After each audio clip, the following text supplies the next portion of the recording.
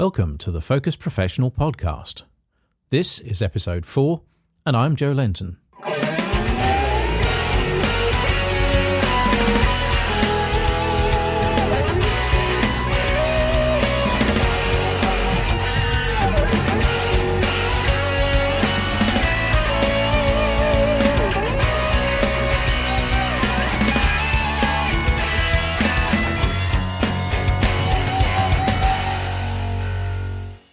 Welcome to the Focus Professional Podcast. Today we've got a special guest on with us. This is master photographer Scott Johnson. He is a master photographer with the FSWPP, Society of Wedding and Portrait Photographers. He's an international judge. He's a chair.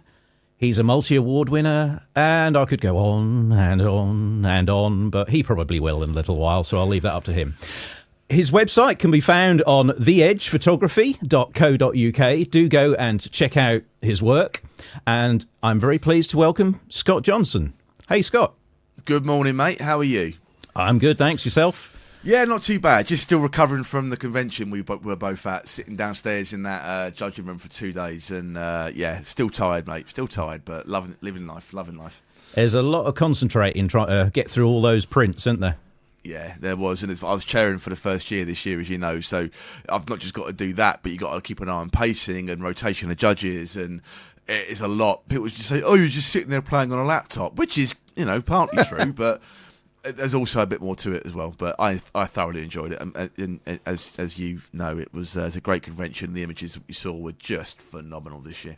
Oh, it was a fantastic standard. Absolutely, yeah. I'm not sure whether it'll be the next Game On Expert, Judge Sim or something like that, where you can sit there and pretend to be a chair of your own photography competition. They've done all sorts of... you're a bit of a gamer, aren't you? You like your Xbox stuff. I do. A big fan of it, actually. And, I did download Lawnmower Sim because I do like a nice straight line in my lawn out the back. Actually, I've got to pick up my mower from servicing because it's getting a bit wild out the back today, so I might give it a bit of a trim this afternoon, but we'll see. Excellent. So today we're going to be talking about aspects of Scott's work and how he approaches it, and it's trying to get behind the initial sort of view that we see when we look at someone's images, to get a look at the person behind it, what inspires them. I've talked a little bit with Scott prior to this meeting, and we've discovered that for him, he's got a few key motivators. And for him, that's mainly getting a sense of achievement from his work and the work being fun. So I suppose first obvious question is, what makes your work fun, or what stops your work from being fun for you? Well, as you, I predominantly, we said off air that I'm a wedding photographer, but I've said as a photographer that photographs weddings, but weddings is what the bread and butter is, and I think it's the people. I'm a people person, as you know. I love chatting with people. I love banter. I like to think I've got a pretty good sense of humour, and I like to have a bit of a laugh on the day, and that really helps. It gets the couples relaxed. It gets me relaxed, and that will help put over what I want to try and achieve. And it's often frustrating when that isn't allowed to happen for various reasons on the day itself. So that's what makes it less fun when you're booked for we love your work, we want this and we want that. Then on the day they just want to have a couple of beers with their mates, which is fine. It's absolutely fine. They're well within their right to do that. But then, oh, we didn't get the picture of this and the picture of that. No, because you were drunk. And that's the part that's less fun. Yeah, you're expecting me to edit out the bar, edit out the point from your hand, and stick you in front of a nice sunset. Yeah. There's a story there. I did a wedding years ago, and the bride was, how do we put it, nicely oiled, what we call it in the trade, and she was desperate for a sunset shot, and she was hammered. And I mean hammered. And at sunset, she was in the disabled toilet being not too well. And then she said, can we come out and get the sunset shot now? I'm like, sunset 20 minutes ago. But can we try anyway? I'm like, yeah, sure thing. Let's try anyway. So just bring the sun back up for a few minutes. Yeah. Quick encore. I've always said to my couples, I could be the best photographer on the planet, but I cannot stop the sun from setting. That's fact. I can't do it. Yeah, that sounds a little bit like my cats, actually. They'll sort of look at me as if to say, what do you mean the sun's going down and it's raining? make it better. Yeah. Cats are knobs anyway. Sorry, am I allowed to swear on this? I've got two cats, and they're idiots. So. Oh, absolutely. Yeah. I think they run the place, don't they? So, I mean, is it the day itself then that you enjoy the most out of being a wedding photographer? The actual sort of interaction with people. I mean, speaking of cats, people often say it's like herding cats being a wedding photographer. You've nailed it, Joe. Absolutely nailed it. I mean, I love it. I mean, every wedding I go to is a chance to create, and I'm very fortunate that I go to a lot of living. I'm not too far from you down in Essex. We've got a lot of old castles and stately homes that I get to work in, and it's really there that. Each wedding is different. Yes, the format of the day is exactly the same. And people say, do you not get bored? And the answer is that the format, yeah, it can be a little bit repetitive, but it's the people that make it. And if I'm allowed to create, and I'm allowed to do what I'm good at, and I'm allowed to express myself and capture their day as it happens and put my little twist on it, that's what makes it really, really fun. And you get back and you look for the images and you think they're going to love them, and then I sometimes do prints on the day, and I'll share prints on the day, and they go around the wedding venue like wildfire. And to see people's reactions, to see something that I've created 20 minutes ago going round and people smiling and joking, and it's brilliant, and it's the kick I get, and it's just knowing that I'm not academic at all.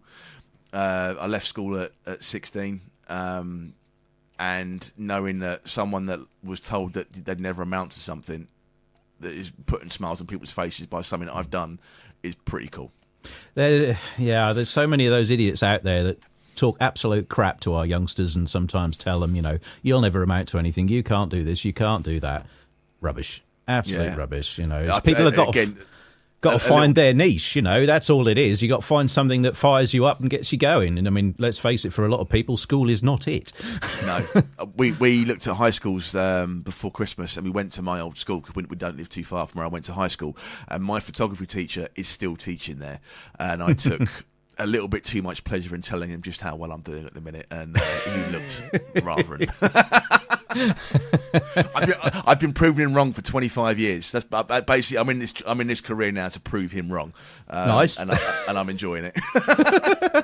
So you can't retire until he has, at least. Then no, I mean I'm surprised he's still going. He was ancient back then, but I don't know. He must be 100. But awesome, yeah. I mean, when you're doing those kind of sort of prints at a wedding, do you find it then feeds the desire and for people to actually then have photos with you? Are they then a little bit more compliant in what you ask them to do when they see that actually you do know what you're talking about and you can make them look great?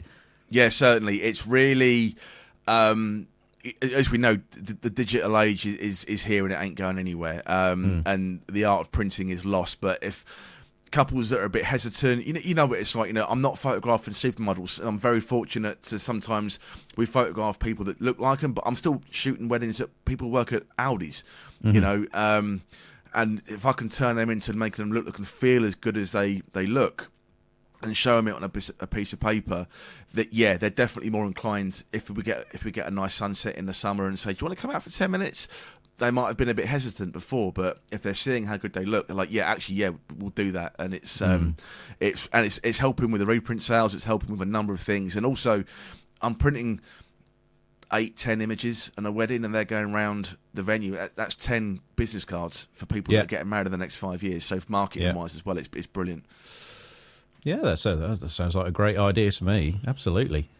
Yeah, I mean, interesting. I mean, I like, my wife and I like to watch a bit of snooker sometimes, and Ronnie O'Sullivan is a bit of a god in snooker circles. He's an incredible player, and the interesting thing noticing about him in recent years is he talks very much about focusing on is he enjoying the game. Everyone else wants to know, are you winning? What titles have you achieved? And all that. And for him, that's kind of a byproduct of him actually enjoying it, that he produces his best work when he does. And it sounds as though it might be sort of kind of similar for you. 100%. I've there's no secret that I struggled last year with a number of things, and weddings were starting to become not fun due to situations we found ourselves in at weddings, and some of the client and the guests that were there were making things challenging and problematic, and it just stopped becoming fun. And there was a point that I thought maybe we just come away from this a bit more and don't do as many, shoot fewer weddings and diversify a little bit more, so we're not reliant on the weddings. And it was tough because I do the good weddings are still going to be great, but the weddings that are problematic were incredibly challenging last year. And I for the first time in 20 years, I was like, I think I could be done. And then you get a couple of good weddings, and then you're like, what was I talking about? It's the best job in the world. It's amazing. But the pandemic as well taught me that you can't keep your eggs in one basket, and you have to shoot a multiple levels of photography if you want to stay successful. The full-time wedding photographer is a rare thing at the minute, I think. There's a lot more people like myself that have had to diversify since the pandemic just to earn a few quid in the quiet months. So are you actively screening your clients a little bit more now so that you can choose the ones you think are going to be a bit more fun and work better with you?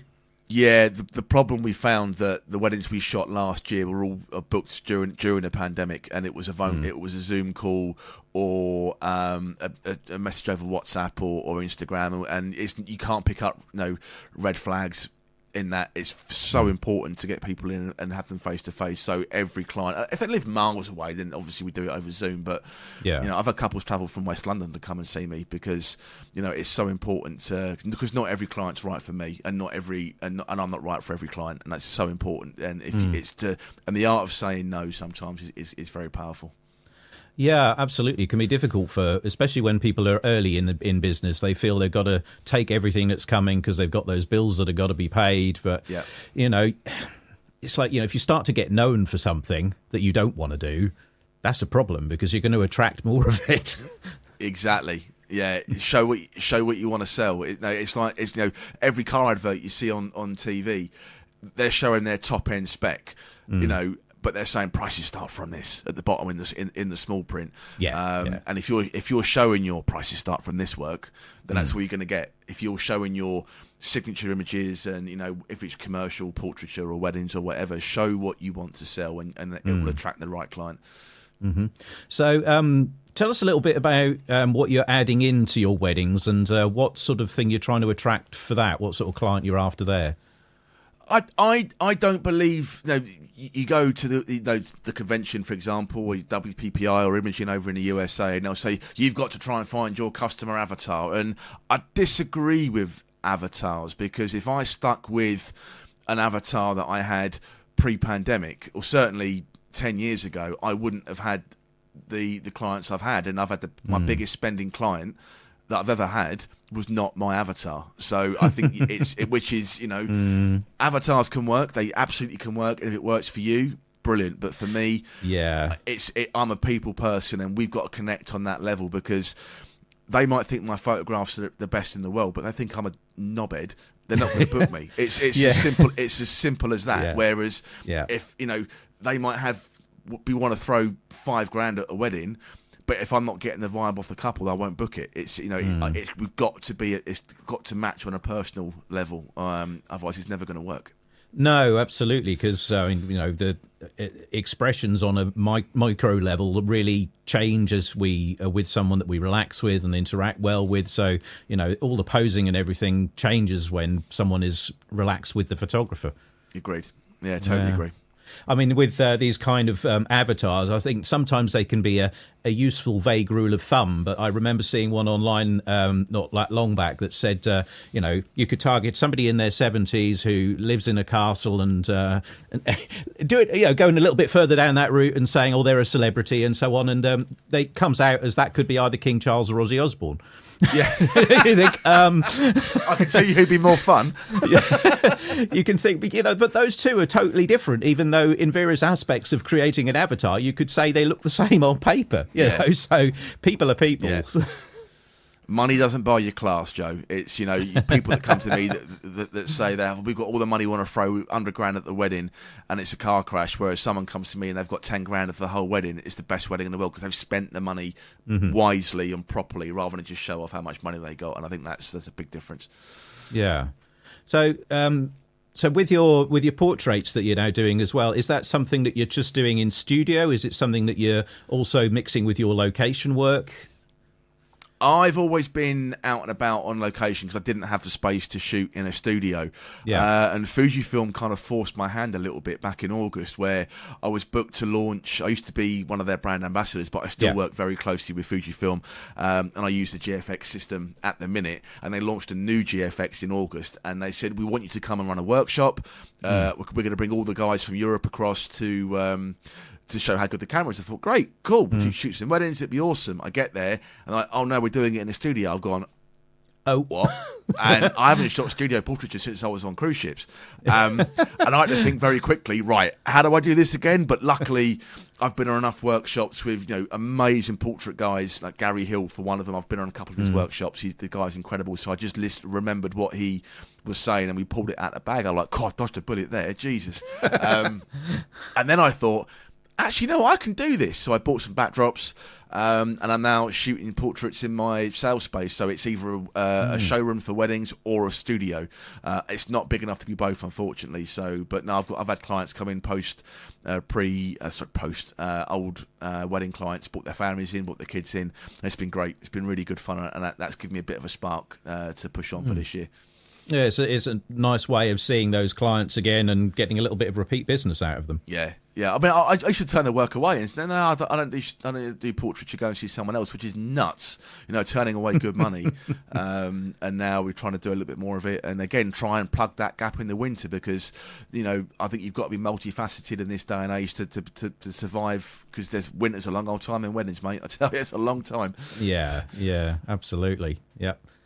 So, we talked about the fact that, you kind of enjoy being with people, and that helps you with your weddings and so on. I mean, do you think you kind of have to be a people person to do weddings and portraits? How much do you think your personality sort of unlocks that for you?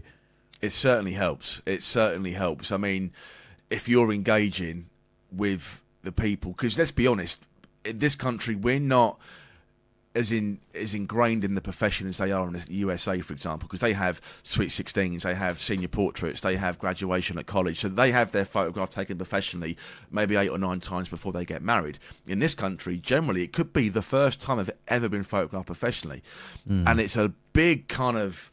There's a lot of nerves there, and it's about breaking that nervousness down and just talking to people, having a little laugh and a joke. It's knowing where the line is a lot of the time as well. You can't. Sometimes I get away with absolute murder, but sometimes you just know, okay, that joke is not for today. And it's being socially aware, and I think that just comes with experience. I think they've got to like you. If they like you, I've said this expression. I tell all my clients that I want you to look back on that day and think, man, that was a lot of fun. I really enjoyed it, rather than think it was a chore.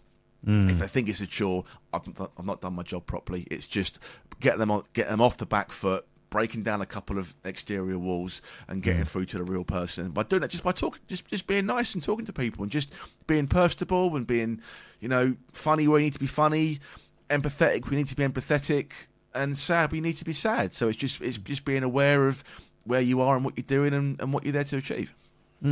So are you then kind of selling it more about the experience than the photos, or would you say they have a kind of an equal weighting when you're selling it to somebody? What sort of things do you emphasize? Because I think often you'll get photographers who think, well, I've just got to go cheap, and because all it is they're after some photos. I mean, obviously you're going to be wanting to put together a little bit more of a premium package for people with some good quality prints and so on. But how does the weighting lie for you when you're approaching potential customers, or when you're selling it through your website? It's all about trust, Joe. It's all about, I say, I can be the best photographer in the world. You need to let me be it. And if I'm suggesting this or suggesting that, you're going to have to trust me. Weddings that we start shooting in April and May, and then back in September and October, I advise all the couples to have the speeches first, because the best light, that golden hour, that hour and a half, that we get around 6:30 to 7:30 before sunset, that time of year, can often happen during the speeches, and as a creative, there's nothing more frustrating than seeing the most amazing light drop down behind a marquee and you're in their photograph on a speech. It's like, oh, come on. So it's about educating without patronising the couple to say, look, I really recommend, one, you don't want to spend £120 on a plate of food. your groom get nervous and he not eat it and it all goes to waste. So get the speeches done first so you can relax and enjoy your dinner. And then if the sun goes down nicely, I can come and grab you between courses to get some nice images. If you don't want to do it, that's fine, but I'll always ask the question. And when you're kind of putting it over and using your experience to reassure and, this is why you're paying the money for having me to come out and do it, they buy into me a little bit more because I'm just reassuring and I give them one less thing to worry about on the wedding day. That's what I try and do. It almost sounds like you're kind of slipping into the role of wedding planner a little bit there. I've always said when my time comes and my back finally gives up, I've always said I would shit into becoming a Toastmaster and being that kind of not forced on the day, but that little steering rod to guide the day as it needs to be guided. Because I've shot for 20 years. I've probably done over 1,000 weddings, so there's not much I haven't seen. But yeah, we're there. We're counsellors. We're wedding planners. We're dress fitters. We're makeup artists. We're multi hats on the wedding day. Yes, we're there with a camera, but we're the supplier that's there the longest. We're there from, if I'm doing a full day wedding and the wedding's at 2, I'm there at 11:30, 12 setting up, but I'm not disappearing until 9. So we're there the longest, so that's where our experience, and I get asked all the time, what do you reckon on this and that? Well, maybe think about doing it this way. Oh, that's a great idea. I haven't thought about that. And it's just reassuring a couple that they're booking me for a reason. Yeah, absolutely. You're adding value all the way there. It's right from the beginning when they're thinking about the day, and then on the day itself, and it just adding value at every single stage. It's not just you kind of floating around in the background and we'll deliver some pictures at some point. Which we do, obviously, but it's way more than that. It used to be when I was in this industry when I was 18, and I remember the photographers who would shoot film would come into the lab that I used to work at, and they would literally do a 4-hour shoot. They would arrive half an hour before the bride left and disappear when the cake was cut before the meal, and that was it. There was no prep or first dance or anything like that. It was literally in and out. See you later. Thank you very much. But we've had to evolve with the times now, and it's not a bad thing. The evolution in photography and weddings is good and bad, but I think from the people side of it and the experience that we can now deliver, it's definitely a good thing.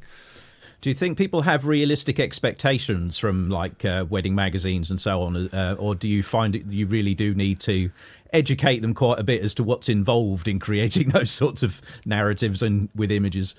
A little bit of column A, a little bit of column B, I think. It's as you know, I live in the heart of Essex. I'm in Chelmsford, and I've shot weddings everywhere. And we go, oh, I'd love a photograph on a beach at sunset. I'm like, you'd be getting married in Braintree. There's no beach in Braintree. It's just so again, nice. You kind of have to. We can do a sunset, but how about we do it like this? Yeah, but I love it on a beach. Then get married go to Clacton. Go to Clacton for an afternoon and do it there. But yeah, so you have to. Yeah. They're good. The bad side of it is then you'll get a list where a bride has just copied and pasted out a magazine, and I just say to the couple, I can do this, of course I can, but I'd rather photograph your wedding and the moments that happen at your day than try and look for something or engineer something that might not happen. Let me photograph your day as it happens rather than someone else's. They go, oh, that's a good point. I'm like, yeah, it is. Oh, absolutely. And when you've got the experience and you've got the technical skills and you've got the creativity, you can make the most out of all sorts of situations. I mean, you must have had some pretty ropey, rainy days at times and been looking out the window thinking, oh, great, we haven't done any outdoor shots yet. Yeah, I did a talk in Norway this time last year. I was flown out to Norway to do one of their version of the Society's convention, and they wanted to call my my talk, I won't swear, crappy locations, no problem, but use the S word instead. Okay. I'm like, I can't call it that. I can't call it that. And you should it be great. I went, no, I can't call it that. So yeah, we called it something different. But yeah, I'm known for turning a salesy in a sink purse many times on a wedding day. It's look for light, and the rest is easy. Yeah, I remember a few years back seeing one of yours. I think it was you were lying down next to a puddle, getting a lovely reflection shot in with the, it makes it look almost like they're standing next to a lake, whereas it's just a muddy puddle on a rather knackered driveway. Yeah, people say to me, "Where'd you get the puddle from?" I said, "I made it myself." And absolutely, yeah, excellent, yeah. So, I mean. The work that you did before becoming a wedding photographer, did that kind of help you to refine where you were going, or was it a case of testing genres until you actually hit upon weddings and thought, now this is really me? Yeah, pretty much that. As I said, I touched on earlier, I worked on cruise ships, and you have to be everything. You? Cruise ships? I heard a rumour about that. Did you really? I don't like to mention the joke, but one for the, it's a little in joke there. But no, you have to be everything there. Portrait. I shot weddings on the cruise ship, events, you name it. We had to do it, and weddings was I generally fell into it. So I came off the cruise ship. I got a job in Jessop's, selling cameras and working in the lab there. And then a guy who I'd known from when I worked in professional labs when I was a hand printer set up his own business and said, I think, I'm looking for someone to come and help. Do you want to come and do it? I'm like, yep, I'll give it a try. Mm-hmm. And that was in 2004, and I'm still here. So, 20 years. It's crazy. Absolutely crazy. But yeah, it wasn't... I wanted to shoot music and sport. That's what I wanted to do. Okay. And I still shoot a bit of sport sometimes. And that's, is it boxing you've done only about a year or two ago? You didn't. I was out in Paris. I was competing in the Jiu-Jitsu Championships, and I was accredited as well. I took the camera and did the European Championships out there, and I loved it. And it's something I love. Sport photography. It's a real skill to it, and capturing that moment, that decisive moment in a thousandth of a second and nailing it. One of my favourite guys is a guy called Neil Leifer. And he's a boxing photographer, and he's the guy that took the Ali picture when he's beating Sonny Liston, and he says it's not about being the best photographer, it's about being in the best place, because the best photographer is behind him. You can see the best boxing photographer in of that generation. You can see between Ali's legs in that shot when he's got his fist up. And he said, he's better than me, but I was in the right place. And it's just knowing where something might happen and kind of getting your head around it that way. That's what I enjoy. Yeah, I think with in a way it's kind of similar between, I know it might seem that sports and weddings are totally different, but in a sense, being able to read what's going on, being familiar with the kind of patterns that occur, you can start to work out where you need to be and when. Yeah, no, absolutely. Especially when you're working with kids. Kids are, as you said, that is herding cats at a wedding, trying to get flower girls and page boys lined up for a picture, I can tell you. But then sometimes it's just say, no, off you go, let them go, just let them go, because if you keep them there, they're going to get the ump, they're going to start kicking off and say, no, let a kid be a kid, and then I'll just go and follow them and photograph them having fun, which is what kids are all about, and you'll get way better pictures. And it's just knowing when to not push that envelope and say, actually, I'm going to let's send the kids away, we'll come back just later on. It's a much better way of doing things, and being situation socially aware of an opportunity that may present itself is certainly a key. So with things like sports photography, is that something that you do kind of more for fun, or is that something that you're bringing into your professional portfolio as well? Fun. Just fun. Just fun. I earned a couple of quid when I was in Paris last year from competitors when they, I had a QR code and sent the QR code out, and made a couple of quid from pictures. But it certainly wasn't going to. I'm not going to give up weddings for sport. But it's just something I enjoy. As I said, I enjoy taking pictures. I don't care what it is. I just enjoy doing it, and I've got a bit of an insight in the sport, and it's just knowing what might happen in the position that you see. Well, I think they're going to try this technique, so I'm going to move myself around a bit to try and get that reaction if that technique goes on. So it's just being a bit more aware of what's going on in front of me. I mean, some photographers like to do like a personal project, so that because sometimes their professional work isn't as fulfilling as they want it to be. That might be one reason, or they want to learn a new technique or whatever. I mean, would you think of it in terms of being like a personal project, or do you have a particular one, or do you just like to make sure that you just do some fun shooting, whatever it is, just to keep yourself in love with the photography? I've been shooting architecture for about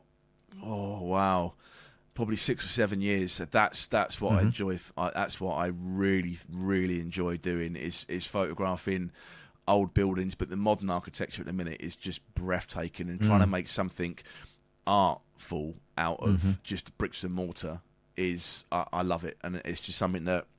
Tilt shift and a 10-stop, isn't it?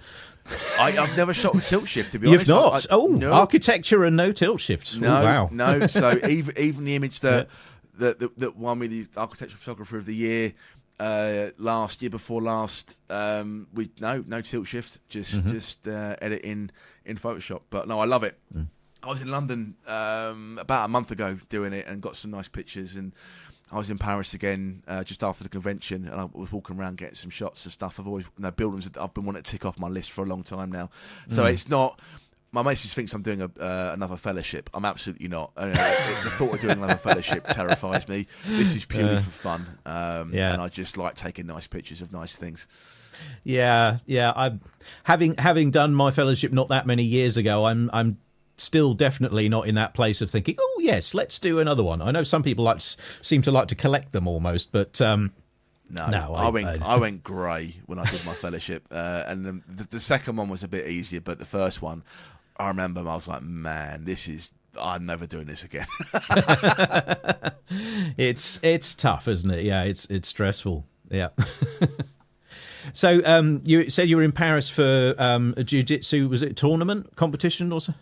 Well, it was supposed to be, yeah. So, but I broke my finger just before Christmas, training for the championships, and it's still a bit bent, and that's about as straight as it's going to be on webcam. But yeah, it's I had to pull out. I couldn't complete. For those not able to see Scott's finger, I can confirm it is wonky. It's just it was frustrating because I did quite well last year out there, and I wanted to go and have another go, but my body was like no, and I made the grown up decision to withdraw my entry, and I went to go and photograph it.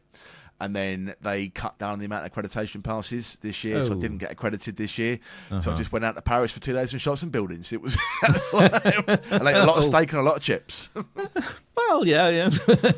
Silver lining to the cloud, I suppose. Yes. Yeah, yeah. As long as you like your steak pretty rare. I think in France, everything is kind of almost still mooing when you get it in there. Yeah, I mean, normally I'll just say, bring me in a live cow. I'll eat what I want and ride the rest home. I love it. Yeah, I remember when I was working in France for a bit, and there was always a couple of people from our university there. It was like a placement during our degree, and I was like at the canteen. It's like, oh, here comes one of the English. Give them a bit of boot leather. No, I'm one of these rare breeds that I actually don't put any sauce on my steak. I like to eat and taste the steak for the meat than what it is. And why spend 40 quid on a nice steak and put some £2 peppercorn sauce on top of it? I never understand it. No. I think good quality food. You want to taste it. Absolutely. Get good ingredients in the first place, and it makes a difference. Yeah, totally. Yeah. I suppose you being an elite athlete like that, you have to watch very carefully what you eat, do you? I don't know about elite athlete, but no, certainly I have to make weight. I'm in a certain weight category that I can't go over. Well, I can go over, but it means I'll be the smallest one in the weight category above me. But I'm definitely better. But as I'm sure you can attest, as the older we get, the harder it is to keep the weight off. And especially why they put the European Championships 3 weeks after Christmas, I've got no idea. They're just being cruel. They're just being mean. Yeah, absolutely. Yeah, I mean, the thing though, I suppose, as well, with sport, with martial arts, there's quite a lot of self-discipline that has to go into it, not just into not eating before a tournament. Yeah, I mean, I've been involved with martial arts since I was 10. I started karate when I was 10. I got my black belt at 13. Carried on till I was 30. Then my knees gave up, and then started Brazilian Jiu-Jitsu almost 3 years ago. But it's certainly the karate aspect was discipline and knowing that you're here to learn, you're here to not talk and muck about, because you muck about, people get hurt. It's as simple as that. And the Jiu-Jitsu now, it's a great escape. I think anyone, especially when you're working in our kind of environment, you need that level of escape. You need that release, I think, because going back to last year, it was a tough year, and without the physical release of doing something active like that, it would have been a different, it would have been a lot harder. But I think we owe it to have a hobby where you can, if it's walking or if it's going taking pictures or it's sport like I do, it's so important to switch off. And when you go into that space, nothing else matters. If you have the worst day in the world, you're having the worst day or the worst week, you step on the mats, you slap and you bump, and you have a 6-minute round, and nothing else matters, and you're just thinking about something that has no relation at all to your day-to-day work, and that is the best advice I can give anybody. Just switch off, find that thing that you don't have to worry about anything for a couple of hours, and it's the best. You probably see on my Facebook, I put on there, I'm generally a nicer person after jiu-jitsu. Yeah, it's. I mean, people these days are a little bit more aware of things like sort of mindfulness, and some people sort of find the whole idea of trying to sit still and calm their mind absolutely terrifying. I mean, I'm somebody who finds it very hard to sort of be still, and I think hobbies like sports can be a very good way of doing that, because you have to focus on what you're doing. And especially in martial arts, you're going to get hit. You're going to get hurt, or you're going to break a finger. Yeah. Or it's something that was technically my fault, but anyway. But yeah, you need. It's so important. I remember my first WPPI that I was speaking at back in 2018. I hired a car and went to Death Valley. Oh yeah. And it was February, so it wasn't. It was still, it was hot, but it wasn't scorching. And there's a place called Devil's Golf Field. Or Devil's Golf Course, sorry, and it's just a short drive from Death Valley. And I parked the car and I walked into the desert, and I remember sitting there, and I've never heard silence like it. They say silence is deafening. There wasn't a breath of wind, an animal noise, or anything, and I just sat there, having spent 6 days in Vegas speaking at an event and doing the whole that kind of thing. I sat there, and it must have been an hour. And I just didn't. I lay down it was obviously sand dunes. I remember laying on the sand, looking up at watching the sunset in complete silence. And I was just like, man, you need to let your brain rest, because you can drive yourself nuts if you don't. You need that time where you just go for a walk. If you're having a bad day in the office, you work from home, just go to the shops and back. Go and get a cup of coffee or a paper, go and buy some lunch. But let your brain just switch off. It's so valuable in a minute. Oh, absolutely. I mean, it can be a great thing when your hobby becomes how you earn a living. But on the other hand, the flip side of it is, if that hobby is then always about making a living, about your career, about the business, you kind of need to find something else to de-stress with a bit. Yeah, you do. Beer helps sometimes, but yeah. And thankfully you can get more German beer over here now, which I'm very pleased about. Yeah, you can. But no, definitely. I think you need that level of release, whatever it is. Just find that one thing that you look forward to doing when work is finished. I think that's really important. Yeah, absolutely. I mean, years ago I used to do fencing. That's not as in putting up fences, but as in the sword fighting. So yeah, that was sabre, epee, and foil. I used to do a little bit of each of those. And one of the things that I remember from that is that even when you'd been doing it for a while, there was always that process you went through of warming yourself up, of the discipline to do your basic moves, keep your footwork good and accurate. It wasn't like, oh, you've been doing this 5 or 10 years, you don't need to practice your footwork anymore. Everybody at the beginning of the session, everybody without exception was doing footwork practice before you got anywhere near picking up your kit and getting on with it. Yeah. And there was that kind of discipline that actually then enabled you to be freer once you were actually in the fight. You know, we have black belts that have been training for 15 years, are still doing their forward rolls and the hip escapes to warm up, because it's you've got to stick to the fundamentals. Whatever you do, stick to the fundamentals, and then later on down the line it will become instinctive. And whether that's photography, whether that's anything, especially photography, where if you get the basics right, then it's okay. Then when you're doing the hard stuff, the basics will come freely and more easily to allow you to be more creative in the things that may be challenging, like off-camera flash, or you're trying something different. But if you stick to the fundamentals, the rest is pretty much simple. Yeah, I mean, I think with the kit being quite accessible these days and it being digital, sometimes people can slip into being a bit lazy. But I find that actually. That's why I've done the sort of talk, tools not rules, at the convention. It's like, if you can get your head around technique, it's not there to hinder you. It's not there to hold you back. It's not there to put you in a box. It's there to give you the freedom to create. It's a tool. So it's just so sad when people don't want to put that work into their technique or to their understanding of their craft, because they're actually limiting themselves by doing that. No, I agree. I think we've got complacent and lazy with digital. And I purposely shot my second fellowship on film because I wanted to push myself and challenge. But you stick to the basics. You stick to light, you stick to composition, and you stick to exposure. And and when you shoot, as you shoot with film, there is no chimping. You can't see the. Let me open the back of the camera and have a look because it's gone. You have to trust in the basics, trust in the fundamentals, and the rest will just happen in front of you. Which is, and I think, film it's had a bit of a resurgence. Not so much now, but certainly I think in the early, 2010s, film was definitely making a recovery, a bit like vinyl.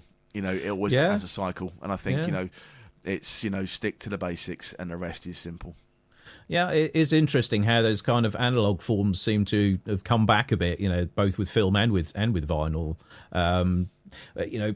It's sometimes you see people in digital thinking, well, how do I get that kind of experience with the digital camera? And you've read all these bizarre articles like tape up the back of your camera and only take one lens out with you, don't take a zoom lens, and all these kind of things. And you think, well, at the heart of it, it's just kind of focusing yourself, discipline yourself down. Don't be lazy.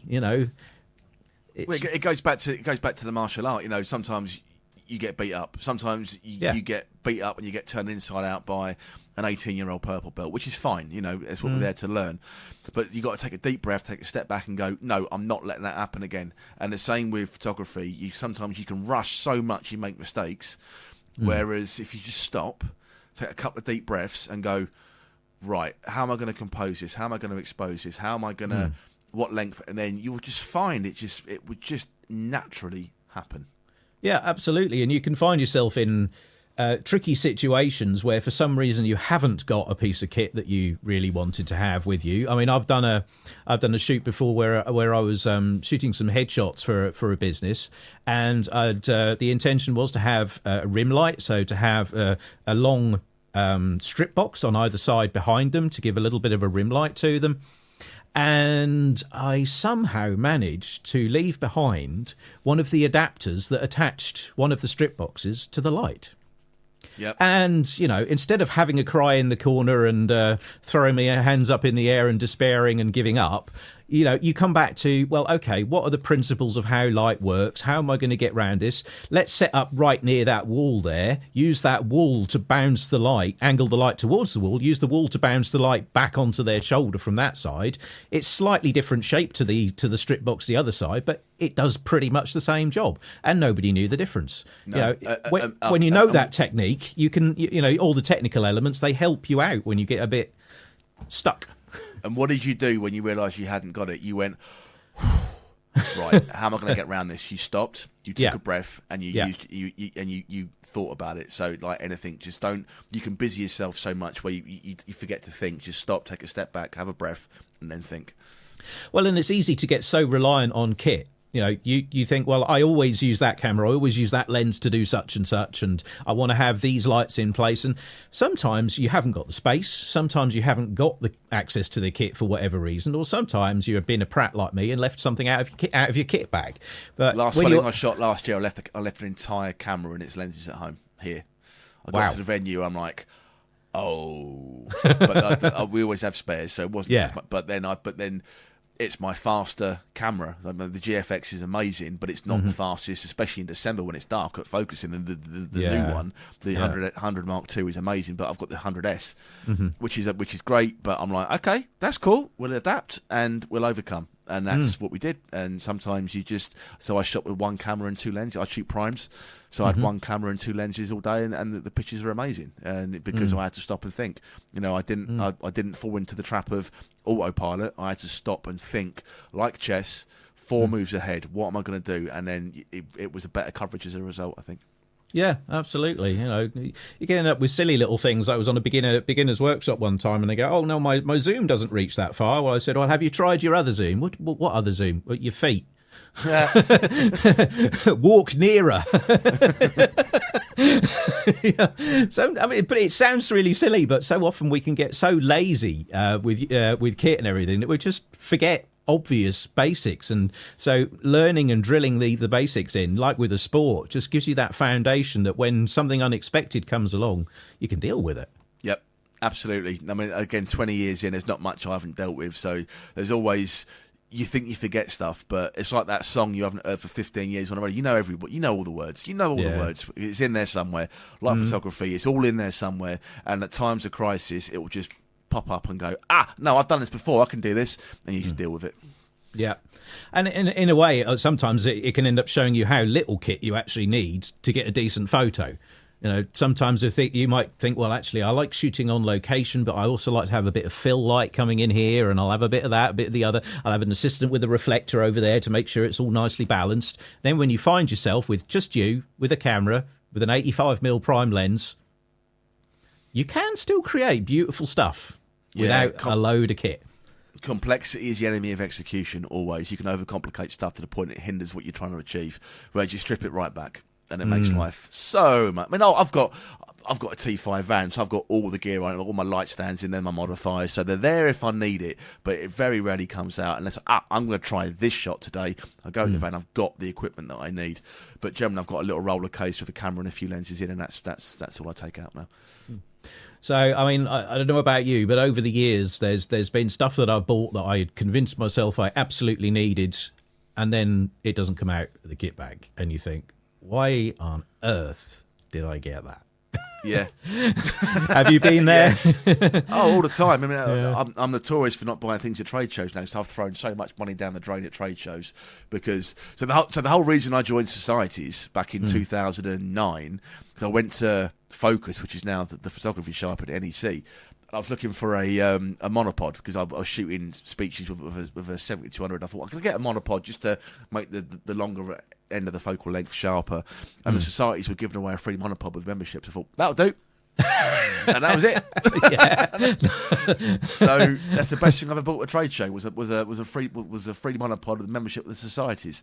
But yeah, I've bought all stuff at the trade shows, modifiers and batteries and God knows what else, and it just sits there. I just end up selling it because there's no point. They're really good company. And I've worked with a lot of companies. Don't get me wrong, and they're amazing, but they're very good at making you spend money when you don't need to at trade shows. Absolutely. And I think when you're doing photography as a business, I mean, yes, you want things that you can use to be creative and have fun, but I kind of got into the situation of thinking if I can't make a business case for it, then I'm afraid I'm going to have to do without it. Yeah. No, if I can't say this is going to make a difference because, and it's going to help speed me up by X amount or whatever, unless it can be somehow vaguely quantified, you think, nah, you're just getting sucked into that. I want it, more gear. Yeah, it comes down to needs and wants. It comes down, do I need it or do I want it? And that's the way I break things down now. Do I need a Ferrari? No. Do I want one? Of course I do. But I don't need it. My van works great, thank you very much. It's like, do you need a Rolex or do you need a Mickey Mouse watch? Both tell the time exactly the same way. And that's a very fetching Mickey Mouse watch you've got on, by the way.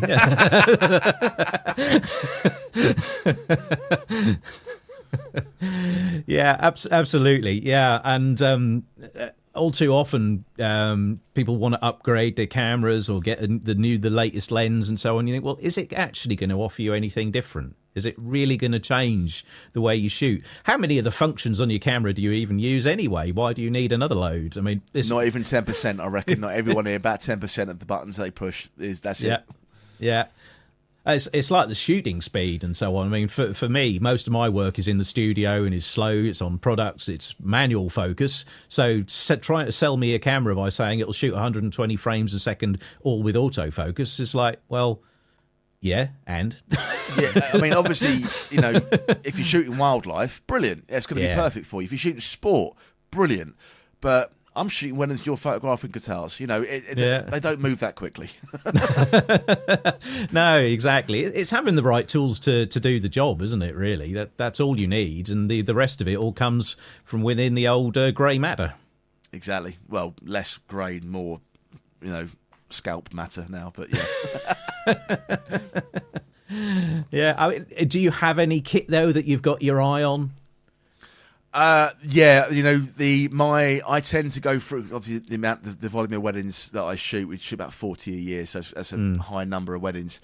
I tend to change my camera about every 3 or 4 years because they have a life. They have a life, and I get them serviced every year at Fujifilm, and I do look after them. But they do have a life. And when I had the GFX 100 Mark II back in August, I'm like, oh, that's really something special. So that's on the list of of what I might get this year. But it comes down to money. You know, if I can't afford it, I won't get it. What I've got, the new camera that comes out doesn't make my camera any worse. And that's what people fall in the trap. Oh, Mike, it'd be better. Yeah, but your camera's still good. What you've got is still good. It's still exactly... No, it doesn't change anything. Yes, it's new and shiny, and Andreas and James at Fujifilm are very good at pushing stuff on me. I'm like, no, go away, stop it. But it's of an age now where, is this purchase going to make me any more money? If it does, then I'll think about it. If it's not, then I won't. It's just, as you said, you've got to be, where times are a little bit harder now in the social industry and money's that little bit harder to come by, you've got to be a lot more careful about where you spend it. And I think you can very, very easily spend a lot of money and waste it on the wrong things. Whereas, you know, things like updating your website every couple of years, that's an investment. You've got to do that. You know, going on your training course every now and again, that's an investment in yourself. You've got to do that. Buying a new lens because it's got 5 more mil and half a stop extra light, it's not going to change the world.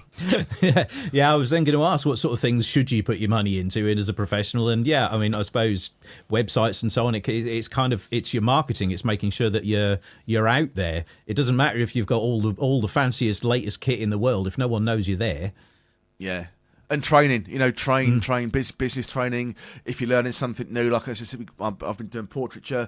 I've been doing a lot more courses on portrait lighting and shooting in small spaces. It's investing in yourself, and it's, you know, I've been very fortunate. I've spoken at events all over the world, but I will still attend a class if I think I'm going to get value out of it, and I'll sit in the back and I'll make notes, and I'll get picked on by the speaker because, you know, I've been very, you know, known at events and things. But, you know, I was at a Jerry Jagonis workshop at WPPI last year because it was a talk he'd never done before about mindset and creativity, and I thought, this is going to be perfect. And I sat there for 2 hours and I took about 1 million notes because because people see us as speakers and judges in chairs, but we are still at the coalface working photographers, and we're here to learn just as anyone else is. And it's just so important to not forget that and rest on your laurels, because before you know it, you've done nothing for 5 years apart from the same old thing and repair and you know, it's comfort is the enemy of progress. And if you get comfortable in what you are doing, you're going to get complacent. You get complacent, you're going to get overtaken, and see, like, you've got to be, you know, investing in yourself absolutely every time. Yeah, absolutely. All too often people will put all their money into the kit and then they haven't got any money for training, or they look at a sort of a training event and see, oh, a few £100, oh, that's a bit much. And you think, yeah, but what that equips you to do, it's, I mean, at whatever level you are, I think if anyone thinks they know it all, they're in trouble. You've always got to be open to learning more, and it can be, it doesn't just have to be because it's a different genre. It can be within your own genre that actually someone else's perspective on it can suddenly make you think differently about how you do it. And that helps keep you fresh, for one thing. I totally agree. I was chatting with Fiona McKean at the end of the year judging at societies, and she was we're just chat, you know, around the dinner table, and she was saying, I'm like, I never thought of it like that, and I've implemented it in my business moving forward. It's just a casual conversation at the bar, and everybody knows the conventions are great, but all the best conversations do happen at the bar, and it's just a quick half a conversation, and I'm like, oh my God, I didn't see it like that, and it's, you know, every day's a school. The day I stop learning, Joe, is the day I give it up. Yeah, and you know, even if it's not learning something new, sometimes it's just being reminded why you're doing what you do. You know, because you can go through the paces sometimes and go through the motions and, you know, get that slightly, you know, lethargic feel with it all, and you've had a few clients that haven't perhaps been ideal or something, but then actually talking to another photographer about their business, and just a slight change of perspective can help reinvigorate you and re-energize you to think, no, I'm going to pick my camera up today and I'm going to go out there and I'm going to get on with it. It's a very isolated job as well, isn't it? I mean, I spend a lot of my time here just sitting by myself. I've got podcasts on and I've got 2 cats to annoy me all day. But it's you know, it's knowing that you're not the only one fighting that fight. It's knowing that you're not the only one that, you know, are having the challenges that you're facing, and it's a bouncing, you know, issues off each other. And they say, well, I understand now, I had that, like, and I dealt with it this way. You go, oh yeah, okay, that's awesome. And it's giving, you know, that the conventions are amazing just for reconnecting the friendships, and just it's reminding you that you're not doing it alone. There are many people out there that are in the same boat as you, facing the same challenges, and that's a great thing, because weddings are up and down, and you think you're smashing it, and all of a sudden people say to you, how's business? You go, yeah, it's a bit quiet. Yeah, I'm quiet too. And they're panicking, thinking it's them, but it's not. It's the industry. It's the industry, and I think it's great for that kind of thing. That is where things like the societies of photographers are so helpful. I think, especially sort of photographers when they start out can often be, well, actually, I'm not going to meet up with so-and-so who's also a photographer locally, because they're the competition, and they're kind of wary of each other. And then you go to a societies convention where you've got people from all over the world who can't even possibly be your competitors or anything. That makes it easier. And you suddenly realise, actually, talking to these people is mutually helpful. It's not something where you're suddenly going to reveal a secret, which means they poach all of your customers and you're going bust. It's that kind of overprotective attitude actually harms you in the long run, I think. I completely agree. I did a talk for Fujifilm here, just down the road, and I thought, do I hide stuff? Do I keep stuff back? I thought, why? I'm being paid to give information and help other photographers grow. So I withheld nothing. I did my normal talk if I was up in Darlington, for example. But goes right back to start the conversation. People book me for me. They don't book. They like what I do, but they book me for me. So I could tell my competition down the road what I do, but if they don't like that person, they're not going to book them. They'll come to me anyway. So that's where it's okay to share. It's okay, because coming out of COVID, we were doing weddings for each other left, right, and centre, because I'd get COVID, I need cover, and vice versa. I think it made the industry a tighter unit coming out of COVID, because we were all there, literally in the same boat, trying to help each other get through it.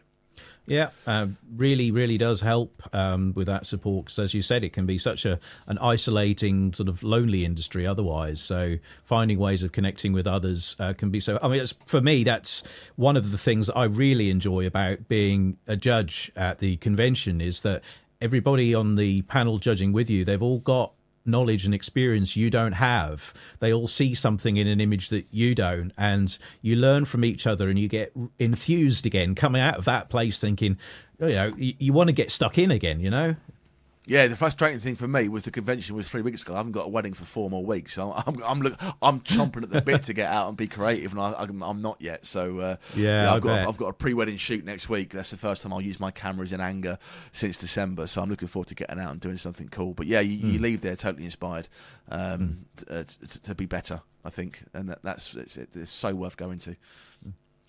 So has that led you to think of any goals that you want for yourself for this year? Are there things that you want to achieve this year? Well, I'm entering competition this year, so I've not been allowed to enter the last few years because I've been one of the judges at the overall judging in December, but I'm on a rotation year this year, so I'm allowed to enter competition. And I said to Terry, who's head of judges, I want to try and achieve a gold award in portraiture. I want to try and do that, because I'm not that proficient in it. I'm okay, but my goal is to try and get a highly commended or a gold in portraiture this year. That's what I want to try and achieve. Yeah, I know. That's a very business related goal for you as well, then, isn't it?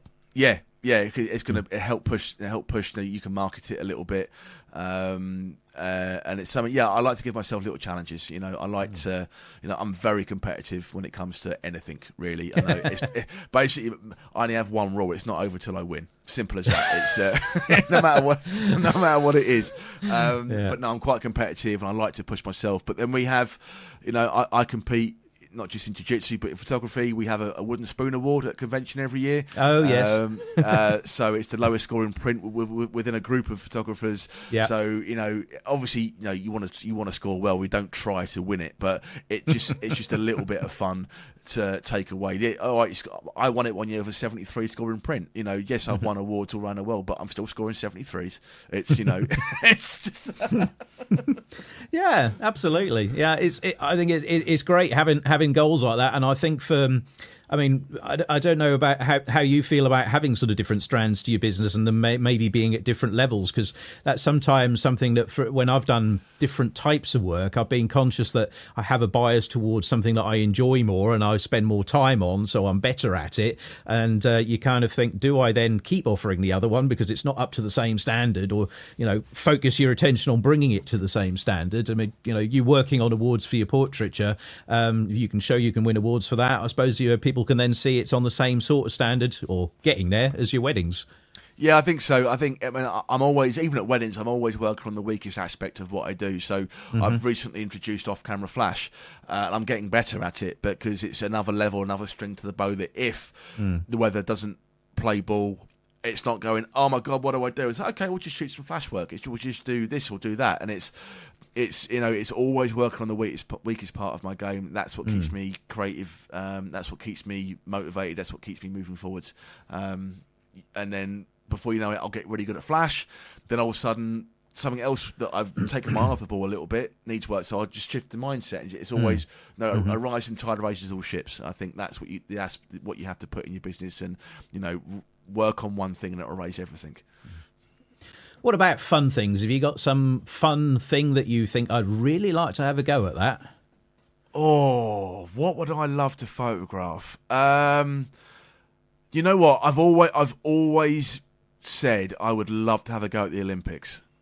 I would love to have a go at the Olympics. And I remember back when it was announced in 2000, and I think 4 or 5, I was working for a pro lab at the time, and when it was announced that London was getting the Olympics in 2012, I thought, I'm going to photograph those Olympics. And I didn't. And obviously weddings took over, but I've always said I'd love to have a go at the Olympics. I'd love to have a go at doing something like that, where you are literally that you've got 1 billion people watching you. If you can get that one shot, like that one of Usain Bolt when he won with his laces untied, get that one image that it's going to go around the world, and that's pretty cool. I'd love to have a go at that. Yeah. Well, do you think you'll start pushing in that direction with your sports photography? Start chipping away at that goal, or is that just a pie in the sky wish, do you think?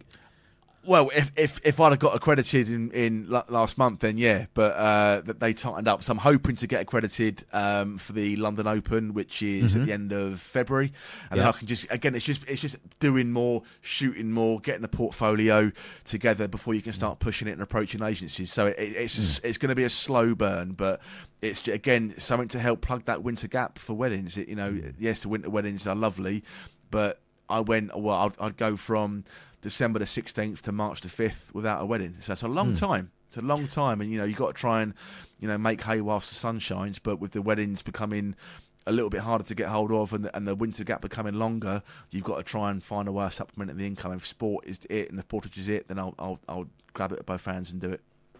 Yeah. Well, it's great that you're setting a path to get there. I mean, because quite often people might think, oh, I'd love to photograph a sports car or something like that, and it's like, okay, yeah. What are you doing to get there? It just would be nice to do it one day. Yeah. Well, guess what? Unless you're extremely lucky, it ain't going to happen. No. You've got something that you'd like to do, but just having it as a like to do, it's just a wish. It's just something vague. If you want to really give yourself a chance of getting there, and there's obviously no guarantees, but you set those smaller goals. You set your path so that you can go down it. And clearly for you like to achieve things. As you say, you're competitive. So for you, when you've got a goal there, it's not just a wish. That's something that I wouldn't be surprised to see happen in a few years' time. I got a no award for one of my images at Sport in Societies last month, so I've still obviously got work to do. But no, it's just I mean, if you want something, go get it. Don't wait for your boat to come in. Swim out to the boat. That's my advice. Don't rush. If you want something, do it. Just do it. Yeah. So is that how it happened right back at the beginning when you went into weddings then? I mean, how did that passion develop and the opportunities? Is that something that unfolded very quickly for you, or did you have to chase after what type of wedding you really wanted to do for a few years before you got there? Yeah, pretty much that. I mean, the qualification route, I knew the end game was fellowship in weddings. That was the end game. Okay. And then so you start shooting for it, and then all of a sudden people say there are two types of shot. You shot for your client and you shot for awards.